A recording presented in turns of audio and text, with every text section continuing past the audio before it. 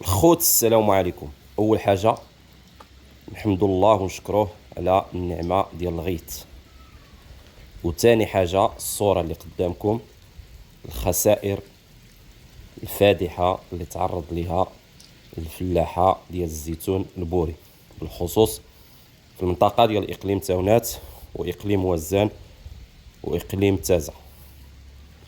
يعني هاد الطول ديال التساقطات المطريه وهاد الرياح القويه يعني تسبات في خسائر فادحه في الثمار ديال الزيتون. الصوره اللي قدامكم خير مثال وخير دليل. الفلاحه ديال هاد المنطقه يعني تاثروا بشكل كبير. اول حاجه تاثروا طول الايام ديال التساقطات المطريه والتاخر ديال الجني ديال الزيتون طاب بزاف مع الريح مع الشتاء، الزيتون طاح في الارض وبدا كيضيع.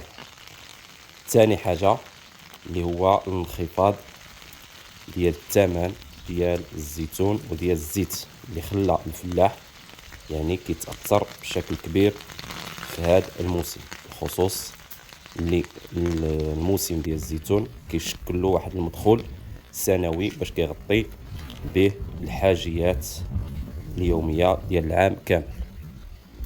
يعني الفلاحه ديال هذه المنطقه تعرضوا للخسائر، مع العلم الحمد لله يعني هاد التساقطات المطريه عندها واحد النفع كبير، لا على الغطاء النباتي ولا على الفرشه المائيه.